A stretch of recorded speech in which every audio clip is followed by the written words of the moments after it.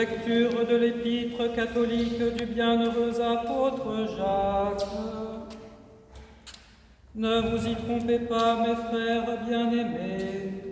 Toute grâce excellente et tout don parfait descendent d'en haut, du Père des Lumières, chez lequel il n'y a ni changement, ni ombre de variation. Il nous a engendrés selon sa volonté, par la parole de vérité, afin que nous soyons en quelque sorte les prémices de ses créatures. Sachez-le donc, mes frères bien-aimés, ainsi que tout homme soit prompt à écouter, lent à parler, lent à se mettre en colère, car la colère de l'homme n'accomplit pas la justice de Dieu. C'est pourquoi, rejetant toute souillure et tout débordement de méchanceté, recevez avec douceur la parole qui a été plantée en vous et qui peut sauver vos âmes.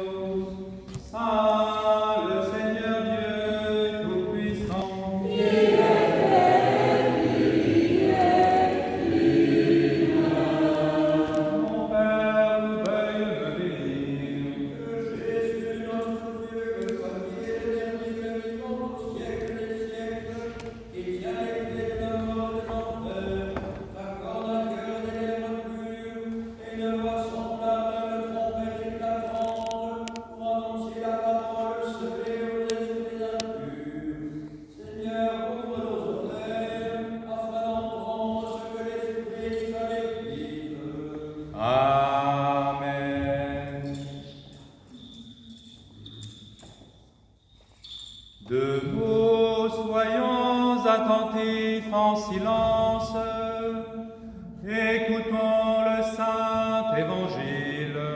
Le Seigneur soit toujours avec vous.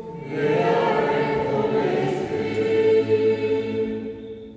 Lecture du Saint Évangile selon Saint Jean.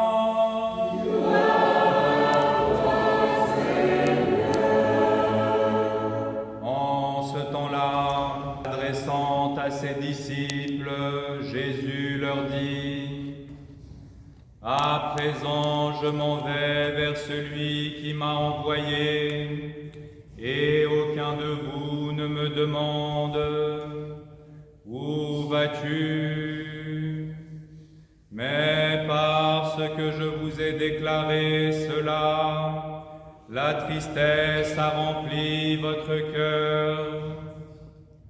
Mais moi, la vérité, je vous la dis, il est avantageux pour vous que je m'en aille, car si je ne m'en vais pas, le Paraclet ne viendra pas vers vous.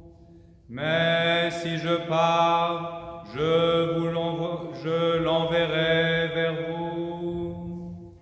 Et lui, quand il sera venu, il convaincra le monde de péché, de justice et de jugement.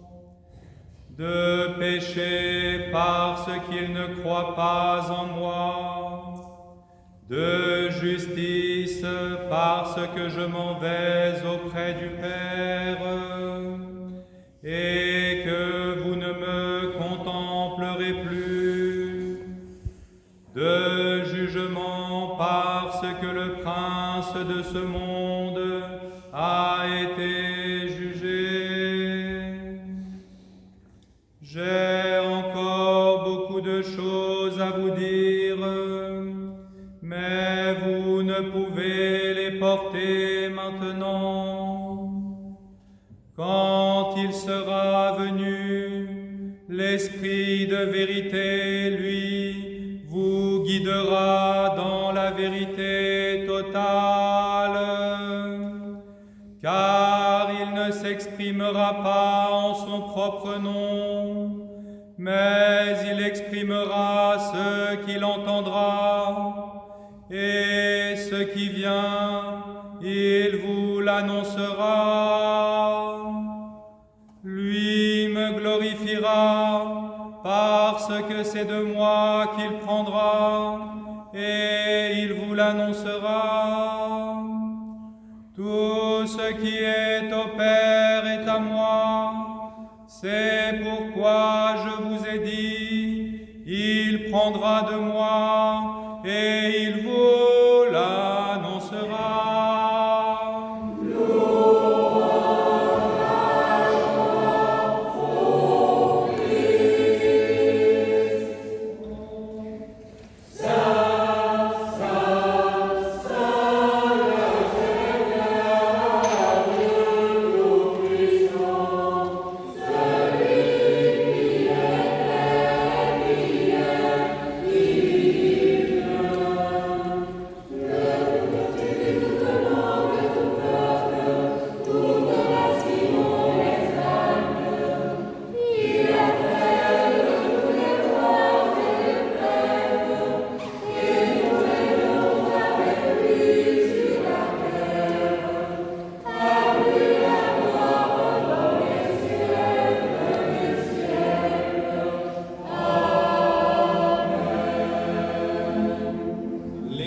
Calendrier liturgique pour la semaine à venir.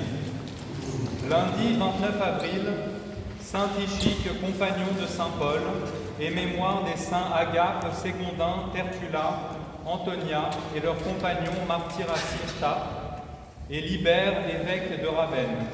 Liturgie vespérale présidée par l'évêque Philippe à 19h, suivie du cours du diacre Luc à l'Institut à 20h15. Mardi 30 avril, Sainte Eutrope, premier évêque de Sainte, martyr, et mémoire des saints Jacques et Marien, martyrs à Lambès, Pulcrone, évêque de Verdun, et Eustelle, vierge martyre à Sainte. Liturgie vespérale à 19h. Mercredi 1er mai, Notre-Dame du Labeur, Saint Philippe et Jacques le Mineur, apôtres et martyrs, et mémoire des saints Andéol, sous-diacre, compagnon de Saint Bénigne, martyr dans le Vivarais, H et Hachel, martyr à Amiens, Marcoul, abbé de Nanteuil, Brieuc, abbé en Bretagne, Berthe, martyre à Avenay, Orance, évêque d'Auch, et mémoire du prophète Jérémie. Liturgie pour le sanctoral de Notre-Dame du Travail à 10h30, précédé des laudes à 10h. Jeudi 2 mai, Saint Athanase, patriarche d'Alexandrie, père de l'Église, et mémoire des saints Vendémial, évêque de Castres, martyr, Flamine, vierge martyre à Nicomédie, et Valbert, abbé de Luxeuil. Liturgie vespérale à 19h. Vendredi 3 mai, mémoire de la découverte de la Sainte Croix par Sainte Hélène, et mémoire des saints Alexandre et Antonine, martyrs en Bithynie, Offroy, évêque d'Utrecht, et Gala, vierge à Clermont. Liturgie vespérale à 19h. Samedi 4 mai, Sainte Monique, veuve, mère de Saint-Augustin, et mémoire des saints Florian, martyr à Lorche, Pélagie, vierge, martyr à Tars, Sacerdoce, évêque de Limoges, et Antoine, ermite près de Tours. Vêpres du 5e dimanche après Pâques à 19h.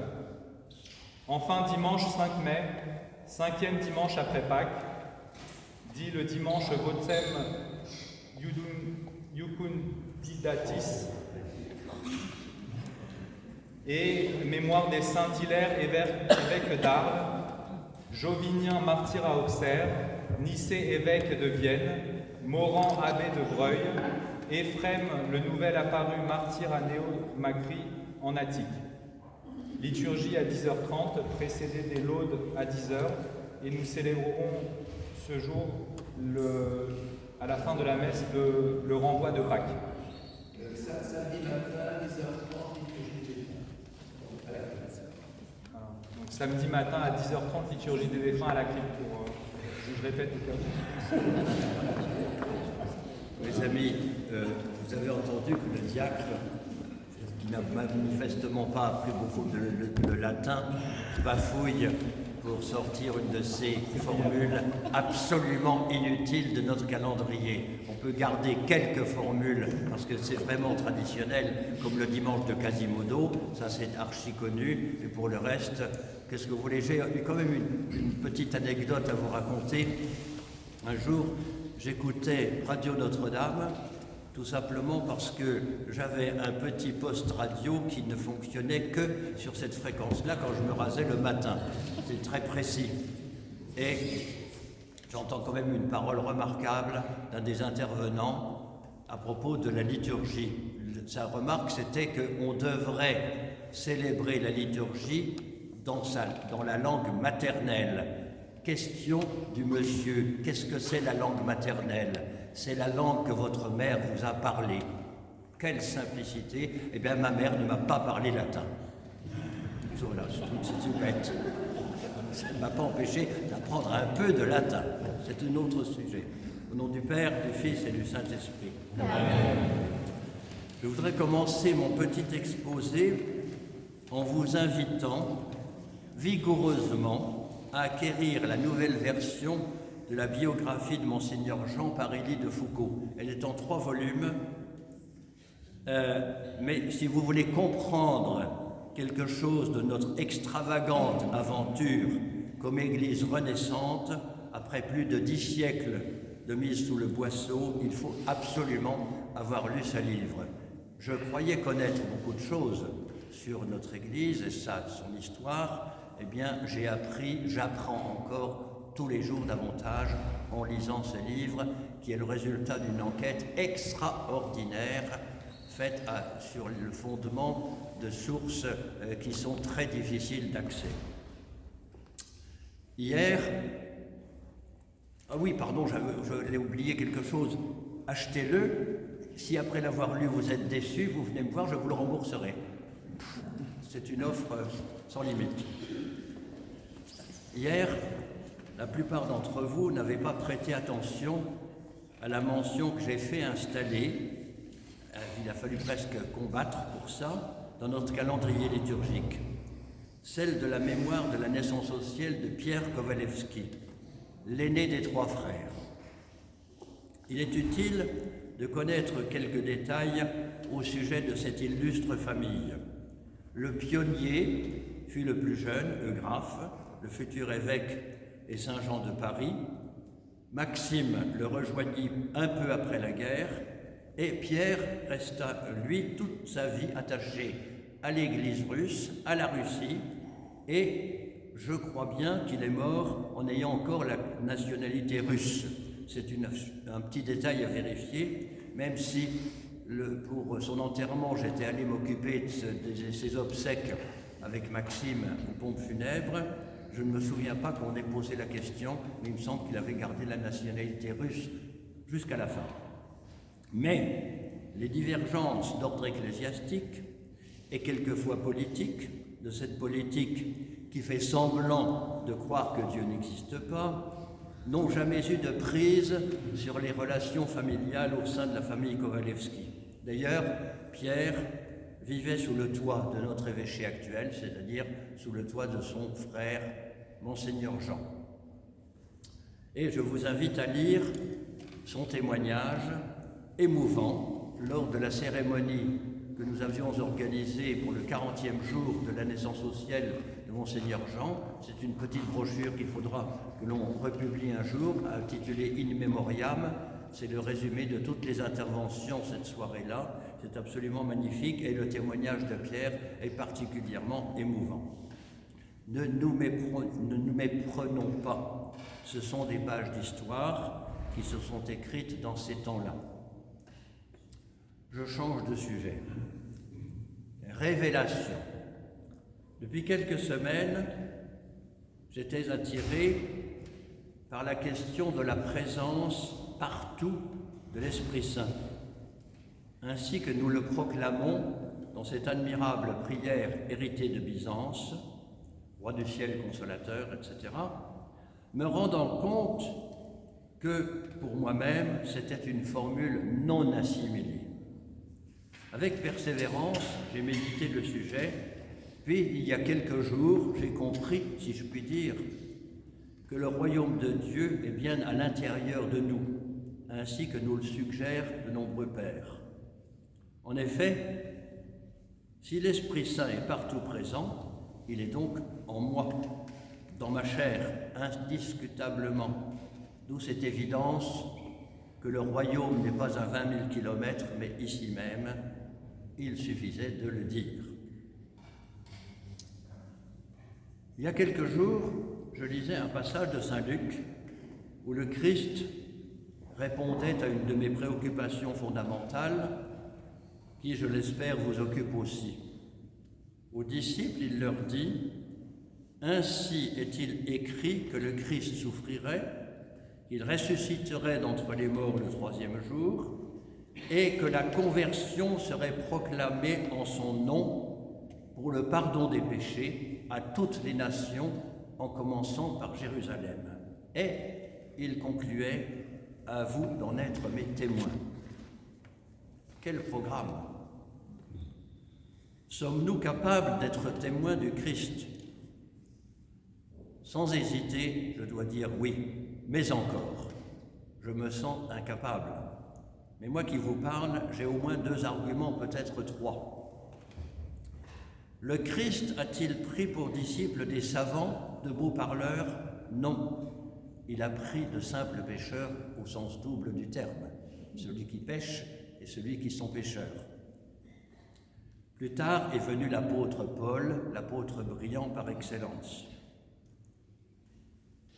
Second argument, Moïse, rappelez-vous, s'adresse à Dieu et lui expose qu'il est incapable de s'exprimer correctement. Dieu lui permet d'accomplir sa mission en utilisant son porte-parole, Aaron le Lévite. Témoin. Il y a peu, j'avais accueilli un couple et leur fille, car il y avait dans la famille de graves problèmes. J'ai agi selon mon inspiration, qui me semblait plutôt nulle. Et les 2 femmes m'ont fait savoir que ça allait beaucoup mieux, quelque temps après. Quelques mois plus tard, c'est le mari qui me sollicite. Il avait été présent avec les 2 femmes. C'est le mari qui me sollicite car il pesait sur lui des difficultés horribles. J'ai agi selon mon inspiration et j'avoue que j'étais très préoccupé par la nullité de ma prestation, si vous me passez cette expression. Au point que j'ai demandé à Dieu à plusieurs reprises, durant plusieurs jours, de supplier à mon insuffisance. Oh surprise, j'ai reçu un appel de lui il y a 4 jours, d'un homme métamorphosé, voulant me faire partager son bonheur pour le changement soudain intervenu dans sa vie. J'ai rendu grâce de ce que le Seigneur avait agi malgré mon indignité. Témoignage utile. Moi, serviteur inutile, mais un peu utile. Si vous avez écouté l'apôtre Jacques, vous avez entendu mentionner le Père des Lumières. Bien sûr, il ne s'agit pas des Lumières grossièrement prétentieuses qui ont fabriqué la Révolution française. Si vous avez des doutes sur ce que je vous dis, procurez-vous le dictionnaire philosophique de Voltaire. Esprit brillant, certes, mais consternant dans le domaine théologique et spirituel. Mais il s'est repenti dans les dernières heures de sa vie, et ses fautes lui ont certainement été pardonnées. L'Évangile de ce jour nous annonce 2 choses importantes. L'envoi de l'Esprit Saint, le Paraclet, c'est-à-dire celui qui est appelé auprès d'un accusé pour le défendre. Avocat, assistant, défenseur, consolateur, intercesseur. Le Christ ajoute qu'il nous fera accéder à la vérité tout entière. Je connais des personnes qui, se croyant intelligentes, disent avec Pilate « Qu'est-ce que c'est que la vérité ?» J'ai eu des discussions à ce sujet il y a quelque temps avec un de mes frères, vous savez que j'en ai de nombreux, je ne vous dirai pas lequel, et qui voulait relativiser à tout prix la vérité. Mais j'ai insisté lourdement, quand même je lui ai rappelé que le Christ nous dit « Je suis le chemin, la vérité et la vie ». Sous-entendu, pour arriver à la vérité, il faut passer par la vérité. Eh bien, je regrette, la vérité n'a rien de relatif. Et enfin, dans l'Évangile, il est dit que le prince de ce monde a été jugé. Certes, mais Dieu lui a permis de poursuivre sa tentative de détourner les hommes de leur Créateur afin qu'ils confessent leurs péchés et se tournent librement vers lui.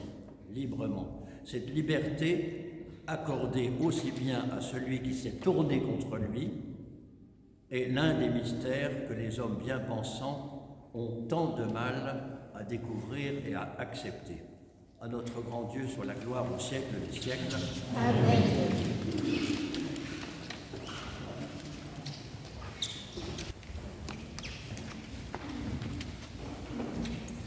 Arrivés au temps salutaire de Pâques, si attendu et désiré par le genre humain, et rendant des actions de grâce à la miséricorde divine, en de ferventes et saintes prières, prions le Seigneur. Le Christ, donateur de la paix céleste, accorde au monde des temps pacifiques, prions le Seigneur.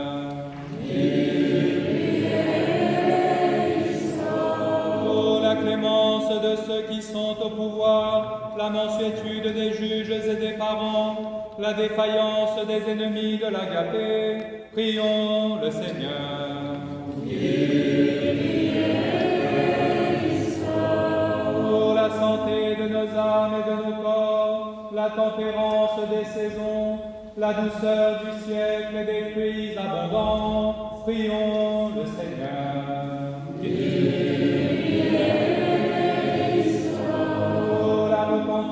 Des fauteurs de schisme, la vocation des nations et leur bonne intelligence, prions le Seigneur. Pour que dans l'Église, par l'illumination et la sanctification du Paraclet, règne la concorde, et que la congrégation de nos évêques soit pacifique et pure, prions le Seigneur.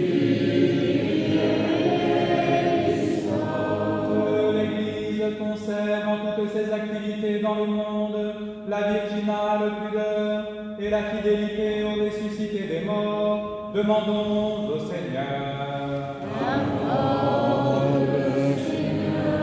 Une volonté soutenue dans notre vocation chrétienne glorieuse et bienheureuse. Demandons au Seigneur. En ces jours de réconciliation fraternelle, que le Paraclet conduise les esquifs solitaires des veuves et des orphelins privés de tendresse, et de tous ceux qui sont dépourvus dans leur vie d'amitié consolante, en ramant avec sa miséricorde et sa bonté maternelle, demandons au Seigneur. Que toute l'assemblée harmonieusement accordée par la charité dise d'un cœur unanime: Seigneur, exauce-nous et pitié de nous.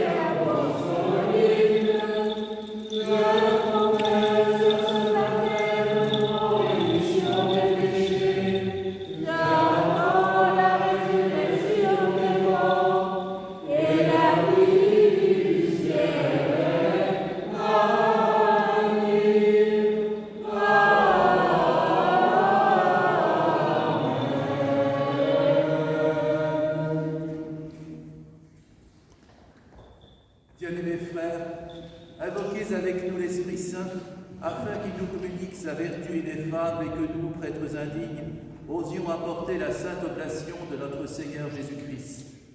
Car en vérité, c'est lui qui offre et qui est offert, qui reçoit et qui distribue, lui coéternel au Père et au Paraclet au siècle des siècles. Amen. L'Esprit Saint descendra sur nous, et la vertu du Très-Haut vous couvrira. Christ est ressuscité. En vérité, il est ressuscité. Pardonnez-nous, frères et sœurs, Pardonne-nous, Père, et prie-nous. et que Dieu vous pardonne.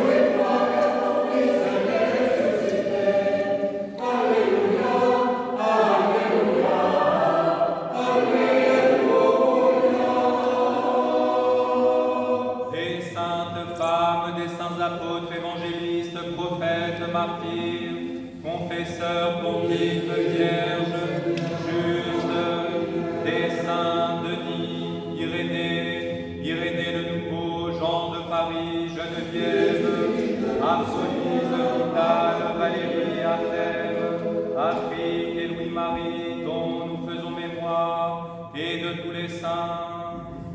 Avec eux, nous offrons nos prières pour tous ceux qui nous ont précédés dans la paix du Seigneur, depuis Adam jusqu'à ce jour, et en particulier pour nos pères de bienheureuse mémoire, l'évêque Germain, le diacre Maxime, Yvonne, le sous-diacre Pierre, Christine, Jacqueline, Brigitte, Natacha, Isabelle, Raymond, Geoffroy, Yvonne, Daniel, Maurice, Philippe, Dimitri.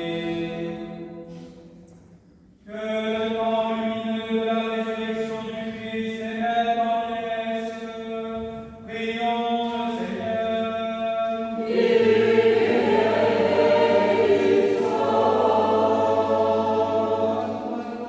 Bénédiction, sagesse, honneur, puissance, force et action de grâce au siècle des siècles.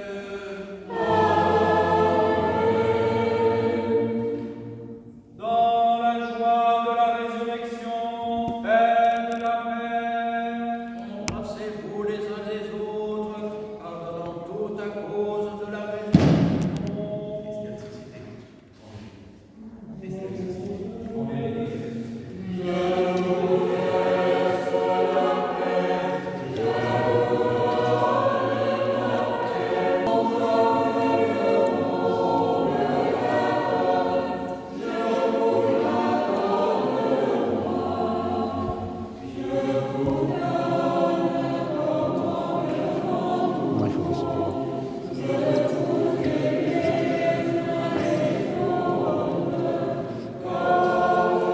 Passer par la centrale, normalement, vous êtes ensemble. C'était en réalité le susciteur.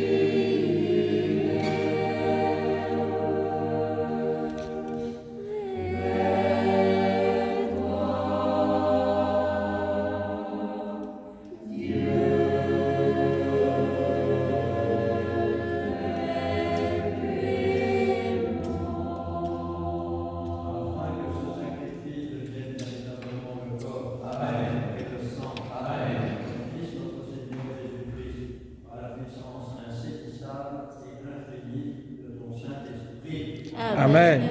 Amen. Amen.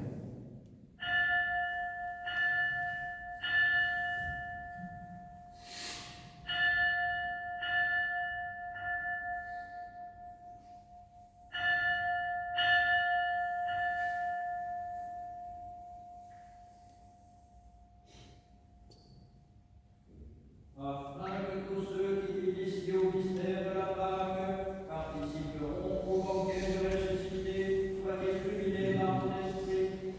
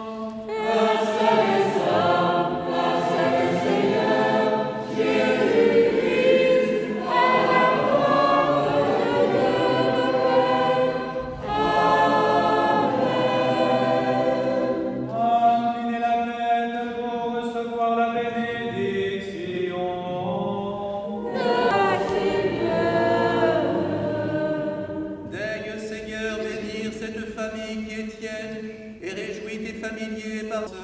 Amen. Que la résurrection apporte le pardon de tous les péchés. Amen. Que la promesse de l'Esprit Saint console leurs âmes. Amen. Que le mystère que nous célébrons apporte à chacun selon ses nécessités. Amen. Par ta miséricorde, ô Dieu béni au siècle des siècles.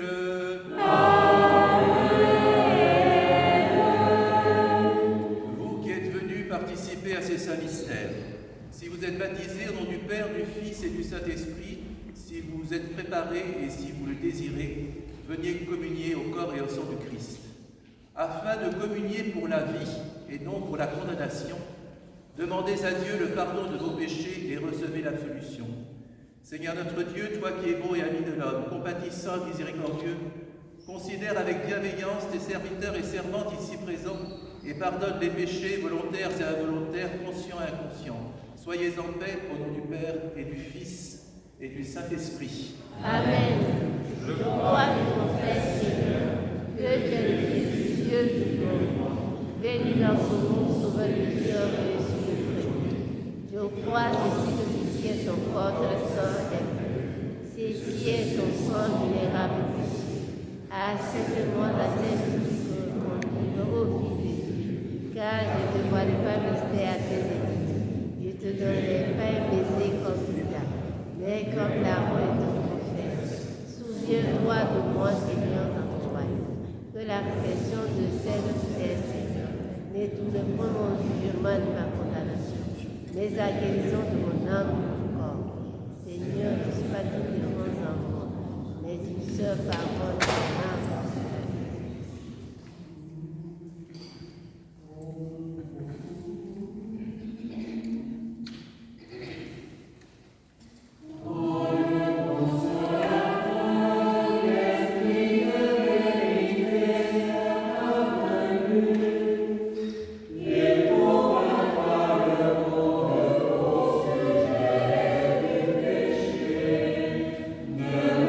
Justice.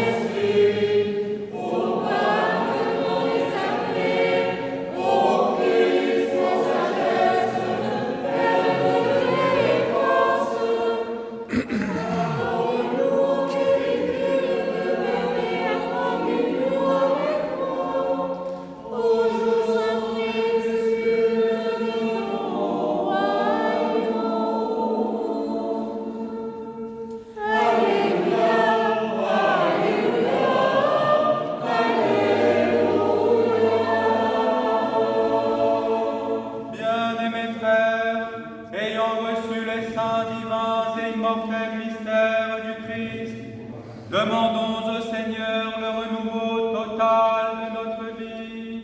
Prions le Seigneur.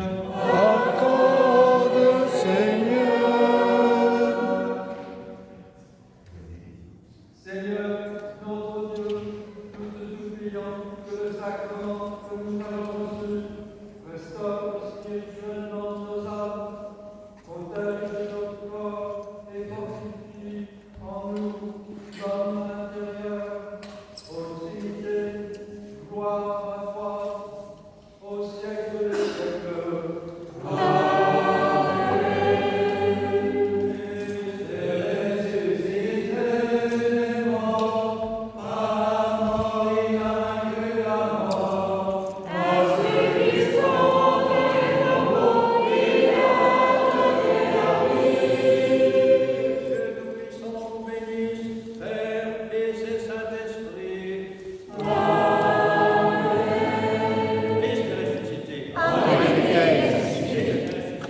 En vérité, il est ressuscité. Allez en paix, alléluia.